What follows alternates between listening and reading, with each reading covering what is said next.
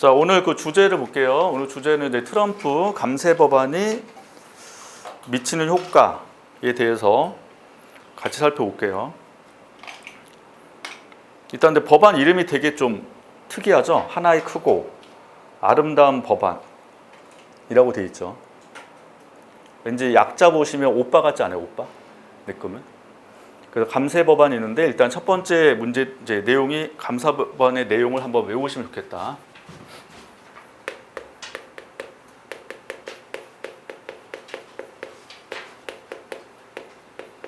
일단 핵심은 뭐냐면 그 바이든 대통령 때 IRA 있죠. 저 인플레이션 감축법 요거의 조기 종료 또는 축소와 관련되는 게 이번 법안 핵심이라고 보시면 되고, 일단 핵심 5가지를 한번 정리해 볼게요. 일단 이제 IRA에 있었던 핵심 중에 하나가 뭐였었냐면 이제 전기차에 대해서 세액공제 혜택이 있었잖아요. 근데 전기차 세액공제의 내용을 폐지하기로 이번에 발표했고요. 대신 이제 전기차 세액공제 내용은 뭐였냐면 미국 내 전기차 구입 시, 그러니까 미국산이 미국 안에서 생산된 전기차를 구입했을 때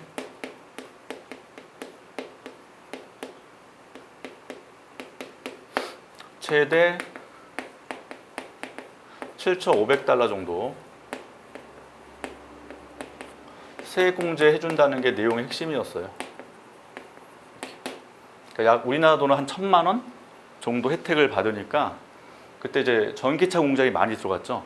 미국 쪽으로. 근데 이걸 지금 폐지하기로 얘기했고, 그다음에 두 번째는 이제 재생에너지. 항상 트럼프 대통령은 재생에너지보다는 화석연료 에너지 선호하기 때문에 재생에너지 관련된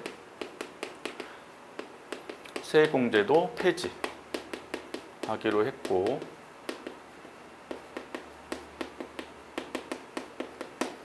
그리고 그대로 유지하고자 하는 게 뭐냐면 첨단 제조 생산 관련된 세액공제는 유지하기로 했는데, 요거에 이제 혜택을 보는 산업이 배터리 산업이에요.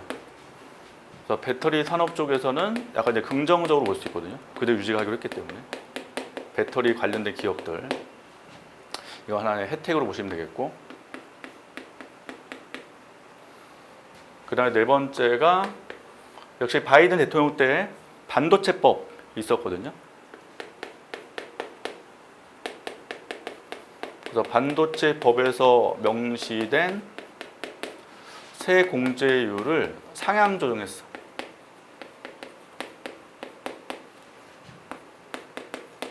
이건 이제 혜택을 더 준 거죠. 그래서 25% 공제에서 35%로 더 높여주기로 지금 얘기했고, 요 관련된 이제 산업은 뭐냐면 미국 안에서 공장 지을 때 혜택 받는 거야. 이게. 그래서 미국 내 생산 설비를 구축할 때 특히 이제 반도체에 관련된 회사들 구축을 하면 세공제 혜택을 주기로 발표했죠. 그 다음에 5번째가 소득세, 법인세 감면. 그래서 우리나라랑 한번 비교해보자. 한국이랑 비교해보면 소득세 어떤 차이가 있는지 볼게요.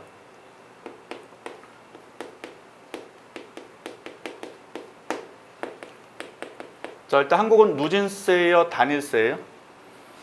누진세는 뭐죠? 소득 많을수록 세율이 올라가는 게 누진세. 우리나라 누진세. 최고 구간이 10억. 예, 10억. 그래서 10억 넘어가면 45% 세율 붙거든요. 그래서 우리가 최고 세율이 45%. 별 느낌 없죠? 우리가 특별히 관련이 없으니까. 그래서 한 20억 번다 하면 10억 초과분, 그 10억에 대해서 50% 정도 세금 때리는 거야. 그러니까 5억을 가져가죠, 5억. 그러니까 이게 되게 예민한 거거든요, 세금이. 나중에 여러분들이 돈을 많이 버시면 세금을 예민하게 반응할 수밖에 없어요. 그래서 최고 세율이 지금 45%인데 원래 45%만 내는 게 아니라 플러스 여기 지방세가 붙어요. 그래서 지방세는 요거에 10%. 그럼 4.5가 또 붙어. 그럼 거의 50%죠. 근데 실제로 50%에 또 뭐가 붙냐면 그 건강보험 있죠. 그게 또 올라가. 그러니까 이게 진짜 부자가 되면 멘붕 오는 거예요. 세금 엄청 뛰기 때문에 막 건강보험도 한 달에 4,500씩 내셔야 되고 이런 거죠. 그래서 엄청 떠요.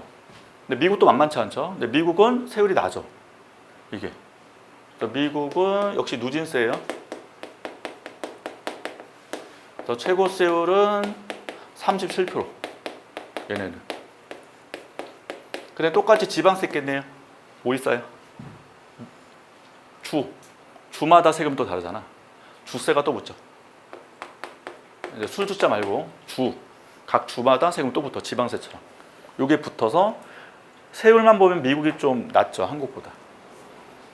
네, 법인세. 법인세는 한국 누진세예요? 단위세예요? 역시 누진세예요. 이게 역시 지방세 똑같이 존재하고. 그래서 최고 세율을 보면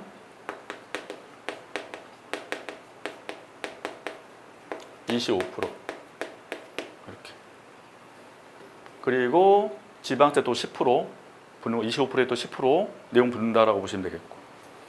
그 다음에 이제 특이한 게 미국이 법인세 되게 커. 미국은 누진세 아니야. 그러니까 누진세라는 것은 이제 법인의 매출이 클수록 돈을 많이 벌수록 세율이 올라가는 건데 미국은 그냥 단일세예요. 얘네는 무조건. 그래서 최고 세율이 21% 이렇게. 근데 이거 깎는다는 거잖아. 미국 쪽에서. 그럼 법인세 감면의 가장 큰 목적은 외국 기업 유치 이런 목적이 좀 있잖아요. 역시 주세 또 붙는 거고. 이렇게. 그래서 미국은 소득세도 감면하고 법인세도 감면한다. 근데 항상 이게 누구 정책이냐면 공화당 정책이에요. 항상. 그래서 미국 이제 집권당을 딱 보면 공화당이 딱 되는 순간 소득세, 법인세 감면을 하려고 하는 거고, 반대로 민주당 맞죠? 맞나? 당도 이름 헷갈려. 그래서 민주당 쪽 그쪽 계열의 쪽에서는 소득세, 법인세를 더 거두려고 하는 거고. 이렇게. 둘이 항상 이제 충돌하죠. 세금에 대해서. 자, 그래서 이렇게 내용 보시면 되겠다. 자, 2번 소득공제와 세액공제를 한번 비교하시오 해봤는데 세금은 잘 모를 수 있으니까 소득공제가 좋을까요? 세액공제가 좋을까요? 공제라는 것은 영어로 디덕션에서 빼는 거예요. 그러니까 빼는 것만큼 뭐예요? 세금을 덜 낼 수 있는 혜택이 되는 거고, 가끔 공기업 중에 무슨 공제 있죠? 공기업 이름 중에 무슨 공제 이렇게 붙잖아요. 그럼 공제는 빼는 거거든. 여러분 버는 소득을 걔네가 빼서 적립해 놨다가 나중에 혜택을 준단 말이에요. 공제조합 여기 있잖아요. 공제조합. 그게 같은 공제지. 자, 소득공제, 세액공제 중에서 어디가 더 좋을까? 보통 부자들은 소득공제가 좋고요. 우리 평민들은 세액공제가 좋아요. 자, 세금 어떻게 낼까? 일단 여러분 소득을 뭐 1년에 버는 소득이 있을 거 아니야. 그럼 소득이 있으면 여기서 소득공제 빼는 거야. 공제는 빼는 거니까. 빼기 소득공제하고 요거 기준으로 세율을 곱하는 거야. 그럼 아까 누진세니까 소득이 뭐 할수록 많을수록 세율이 올라갈 거 아니에요. 근데 소득공제가 들어가면 소득이 줄어드니까 세율이 낮게 적용될 수 있지. 그러니까 부자들한테 좋은 건 뭐야? 소득공제가 그래서 이 세율이 낮아지는 게 되게 좋기 때문에. 자, 그래 놓고 이제 뭐가 나오냐? 산출세액 나와요. 다시 뭐 나와 이제? 세액공제지. 내가 세금 내야 돼. 100만 원. 100만 원 나왔어. 근데 세액공제는 여기서 또 빼주는 거야. 50만 원 빼줄게. 이게 세액공제. 그러니까 여기는 딱 일정 금액을 딱 빼주는 거 아니에요? 금액? 빼고 최종 어떻게 한다? 세금 납부하는 거야. 납부세 이렇게 쓰는 거야. 이렇게. 그래서 소득공제는 여기서 빼주는 거고요. 세액공제는 여기서 빼주는 거예요. 네. 소득공제도 혜택이 있고 세액공제도 혜택이 있는 건데 실제 이제 소득공제 혜택을 주로 누리는 분들 부자들. 세액공제는 마지막 세금 낼 때 빼준단 말이에요. 그럼 그때 빼주면 일정 금액 빼주니까 이 경우는 일반적 서민들은 세액공제가 더 좋을 수도 있고 이런 거죠. 그래서 요거를 이제 잘 활용해야 납부세액이 줄 수 있는 거예요. 내는 세금을. 근데 보통 이제 일반 직장 다니시는 분들은 다 월급 받을 때부터 다 떼잖아. 원천징수하기 때문에 문제 없는 거고, 나중에 학생 직장인들은 환급 받을 가능성이 크죠. 왜냐하면 이제 세금 미리 내니까 매월. 나중에 이제 연말정산 같은 하면 돈을 더 받아서 막 되게 좋아하잖아. 뭐 그래서 더 돈 받으면 그 돈 쓰고 사람들이 하는 거죠. 그래서 이게 소득공제, 세액공제 이런 개념이 있다 정도 보시면 되겠고. 자, 3번 보조금 지급 효과를 물어봤어요. 자, 미국 정부가 미국 내에 생산섭을 구축한 특정 산업에서 보조금을 지급한다고 하자 이에 대한 효과를 수요 공급 이론을 통해서 설명을 해보시오 해놨고, 요 관련된 건 중국도 쓸 수 있죠. 중국이 워낙 보조금 많이 지급하니까. 그래서 보조금 효과를 수요 공급으로 한번 살펴봅시다.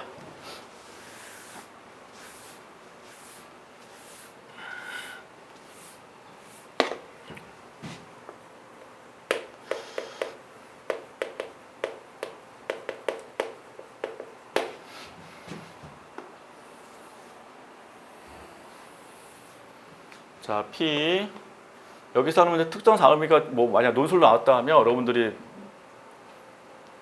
특별한 산업의 예를 들으시면 되고, 아까 미국 같은 경우는 뭐 반도체 산업 예를 들고 하셔도 되죠. 그럼 이제 가격 있고 바로는 Q니까 수량 하시면 되고, 그 다음에 서플라이 커브 공고곡선 우하향의 디맨드 커브 수요 곡선 교차점에서 균형 가격과 균형 거래량이 결정되고, 자, 일단 보조금 지급 효과에 보면 원래 수요 곡선에 보조금 주는 경우도 있고 공고 곡선에 보조금 주는 경우가 있어요. 근데 효과는 동일하게 나와야 돼, 무조건. 경제학은 실제로 누가 세금 내냐가 중요한 게 아니라 경제 효과를 분석하는 이론이기 때문에 누구한테 주든지 효과는 동일하게 나와야 되는 게 핵심인데, 일단 여기서는 지금 문제에서 생산섭이 구축한 기업한테 보조금 주는 거잖아요. 그럼 서플라이 커브 이동을 가져다 주죠. 그래서 보조금 지급으로 비용이 절감되니까 서플라이 커브는 오른쪽으로 이동하게 된다는 거죠. 이렇게. 균형이 여기서 여기로 가는데 거래량은 예전보다 증가를 하는 거고요. 자, 그 다음에 여기서 이제 가격을 잘 보셔야 되는 게 요 P1은 소비자 가격이에요.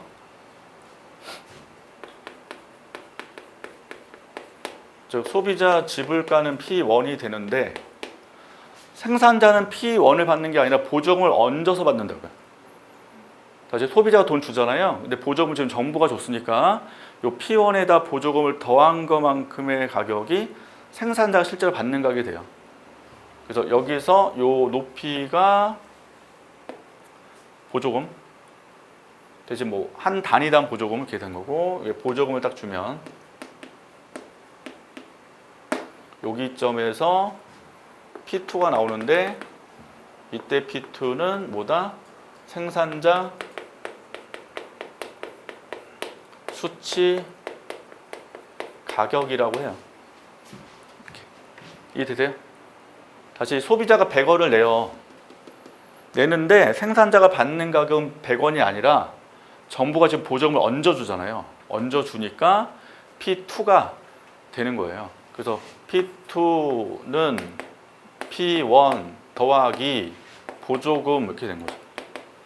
이렇게. 그래서 보조금만큼의 P2, P1의 차이가 발생되죠.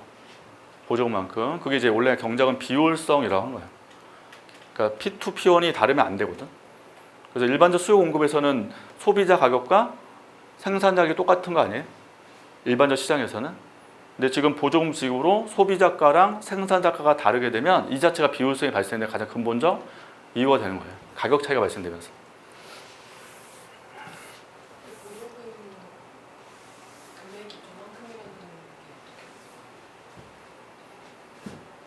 일단 여기서 볼게요. 여기서 지금 보조금 주면 생산자 입장에서는 비용이 올라가요, 내려가요? 비용이 내려가잖아요.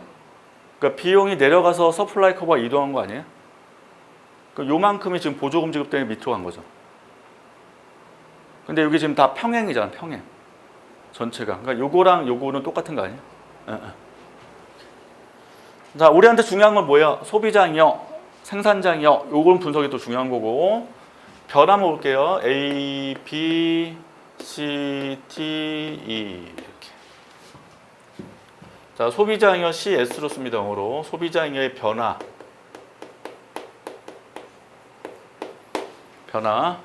디맨드 커브에서 하죠. 소비자잉여는 처음에 요 균형점에서 요 삼각형이었어요.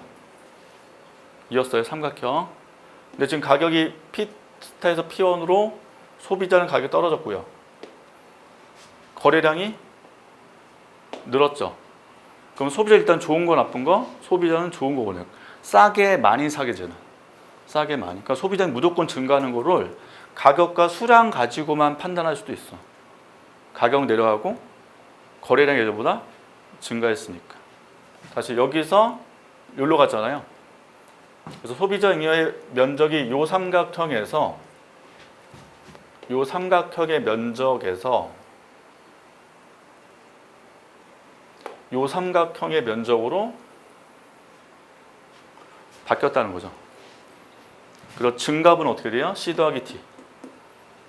그래서 C 더하기 D만큼이 증가했다. 다시 정부가 기업한테 보조금을 줬더니 누가 이득봤어요? 소비자가 C 더하기 D만큼 잉여가 증가했기 때문에 이만큼 이득이 지금 발생을 하게 된 거고, 지금 변화만 쓴 거예요. 변화된 것만. 생산자 잉여 처음에 요 면적이죠. 이렇게. 자, 생산자 입장 가격 올라가요, 내려가요?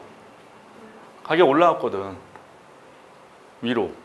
거래량도 증가했고. 그럼 생산자 잉여도 어떻게 돼요? 반드시 증가한다는 거예요.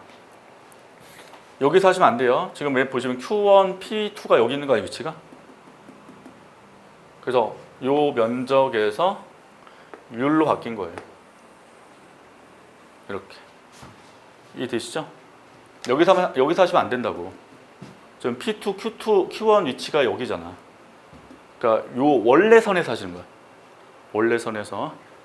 그래서 증값은 뭐 한다? A 더하기 B만큼 증가했다. 라는 거죠. 자, 그 다음에 이제 누가 나와야 돼요? 정부가 나와야 돼요. 정부가 보조금을 줬단 말이에요. 그 금액도 넣어야 된다. 왜냐면 정부 예산을 썼기 때문에 정부 입대 예산 나간 것만큼 손해 보는 거거든. 돈이 빠져나가기 때문에. 그래서 보조금 면적 구하시면 요 높이는 한 개당 보조금이고 거래량이 Q1이에요. Q1. 그래서 Q1 요 길이하고 요 길이랑 곱해야 된다고. Q 거래량 가로 보조금의 개념은 한 개당 보조금이야. 개당. 그럼 10개 거래할 때 한 개당 100원 주면 10 곱하기 100원 이렇게 나가잖아요. 1000원 나가는 거예요, 보조금이. 그래서 요거와 요거를 곱해서야 정부의 보조금 면적이 발생되는 거죠.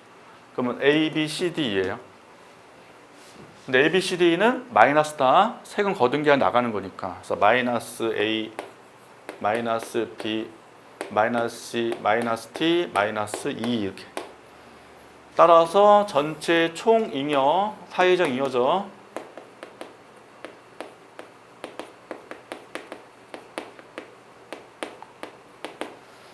이 변화는 C 지워지고 A 지워지고 B 지워지고 D 지워지니까 마이너스 2가 되죠. 따라서 요 이 면적만큼의 사회적 잉여가 감소했고 이게 사회적 후생 손실이 발생한다.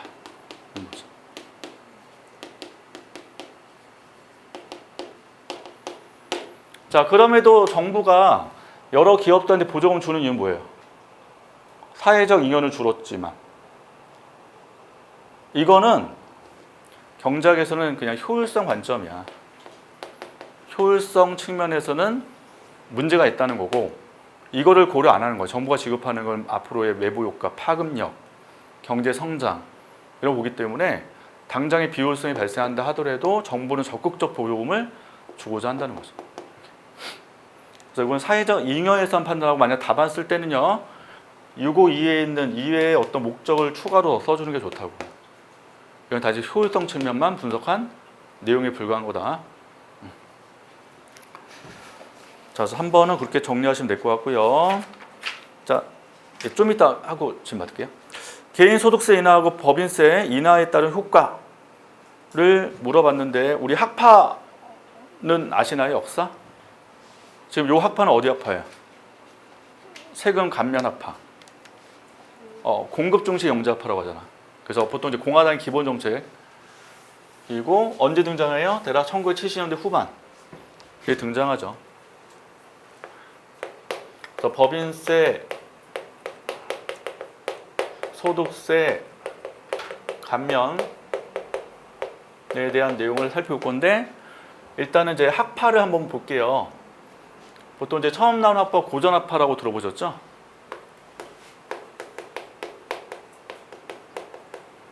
그래서 아담 스미스, 1776년도 경작이 스타트했고 이제 아담 스미스, 뭐 데이비드 리카도, 그 다음에 밀, 그 다음에 멜더스 이런 분들이 막 대표적 고전학파 학자들이고 요거 이후에 등장한 게 신고전학파. 이 고전이잖아요. 그럼 새로운 고전학파. 1870년대. 이때 그 유명한 한계의 효용. 이때 등장하고 이걸 보통 한계의 효용학파라고 하죠.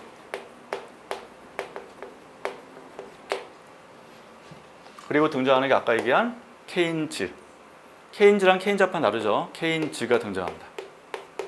대략 1920년대, 30년대 이렇게 등장하고 요거 이후에 등장하는 게 드디어 케인즈 학파. 보통 이제 스승이 있고 제자가 있을 거 아니에요. 그래서 케인즈 학파가 등장하죠.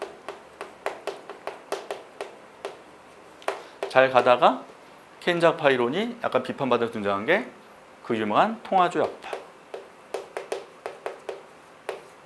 그래서 신자유주의의 가장 기본 이 통화주의가 되고 시카고 대학 중심으로 발달했기 때문에 뭐 시카고 학파라고도 이름 붙이겠죠. 통화주의. 그다음 등장하는 게 케인즈 학파와 연결되어 있는 새 케인즈 학파. 요거와 충돌되는 게 새 고전 학파. 이렇게 역사가 쭉 흘러가서 보통 경제학 교과서 배우시면 이제 새 고전 학파까지 딱 배우게 되고 지금 배운 요거 생감면은 공급 중시 경제 학파인데 보통 고전 학파 계열에 들어간다고 하지만 책에 없는 경우도 있긴 해요. 공급 중시 경제 학파.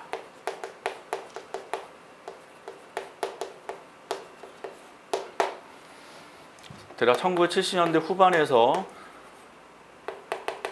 1980년대에 등장하고 현재 미국의 공화당 쪽은 주로 이제 공급 중시 경제 학파를 여전히 쓰고 있는 거고 대표학자가 로버트 먼델 들어보셨나요?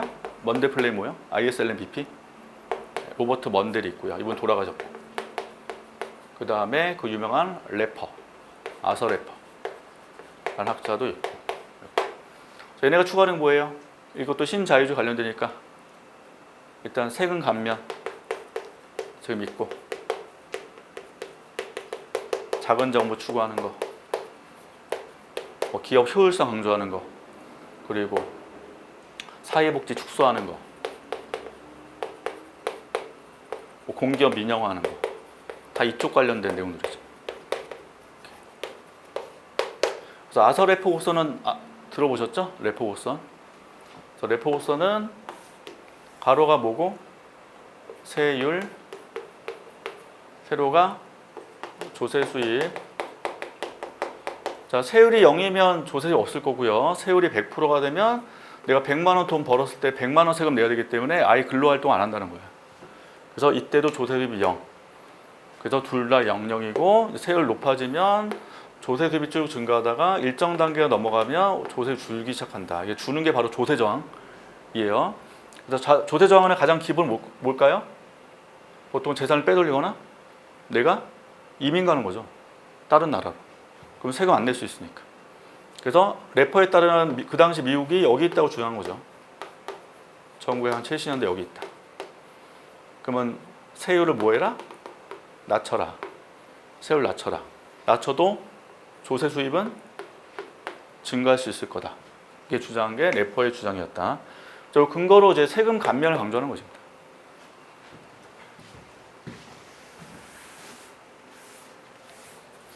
자, 그럼 소득세 감면해 볼게요. 그럼 어떤 효과 있어요?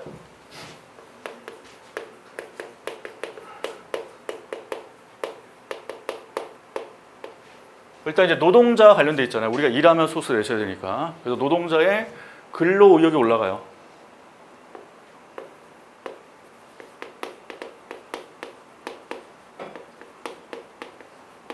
올라가고, 그럼 노동자의 생산성이 예전보다 더 높아진다는 거죠. 더 열심히 일하고자 한다. 그럼 총수요, 총공급에서 총공급 곡선 AS 곡선이 우측으로 이동할 수 있다는 거예요. 총공급 쪽이. 자, 법인세 감면해 볼게요. 법인세는 기업 관련되죠. 그럼 세금 감면되면 일단 기업 뭐 합니까? 투자가 늘어나죠. 기업 투자가. 근데 투자는 총수의 총공급이에요. 총수요거든요. 또 투자 증가로 AD 곡선, 총수 곡선이 우측으로 이동해요. 자, 근데 투자는 자본과의 관계에서 유량과 저량 관계였어요. 저 투자는 무슨 변수였냐면 유량 변수고 자본은 저량 변수.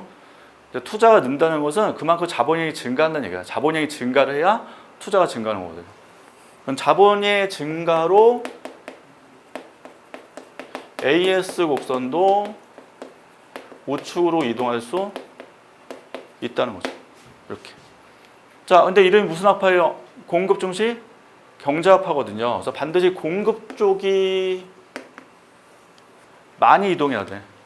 AS 곡선 쪽이 총수요보다. 그래서 그림을 그리면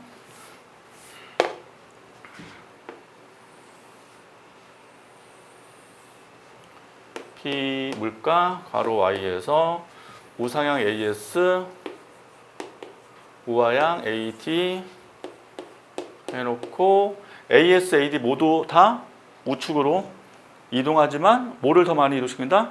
AS 곡선 이동이 더 많이 발생하셔야 돼요. 그래서 오른쪽으로 더 많이 AS가 이동하고 AD 이동하듯 이동폭이 좀 적게끔 그려주시면 됩니다. 이렇게. 그럼 균형이 A에서 B로 가니까 물가는 뭐 거의 변화 없거나 약간 내려갈 수 있는 거고 Y의 증가폭이 크다는 거죠. 이렇게. 이걸 이제 공급 중시 경제합파라고 하게 됩니다. 공급 중시 경제합파 가장 기본은 세금 감면이에요. 세금 감면. 또 세금을 많이 거둘수록 효율성이 떨어진다는 거예요. 그 나라의 효율성이. 그 세금을 최대한 감면하자. 이게 공급 중시 경제합파 이렇게 정리할 수 있습니다. 자, 그래서 트럼프 대통령의 감세 법안 내용을 같이 한번 살펴봤어요.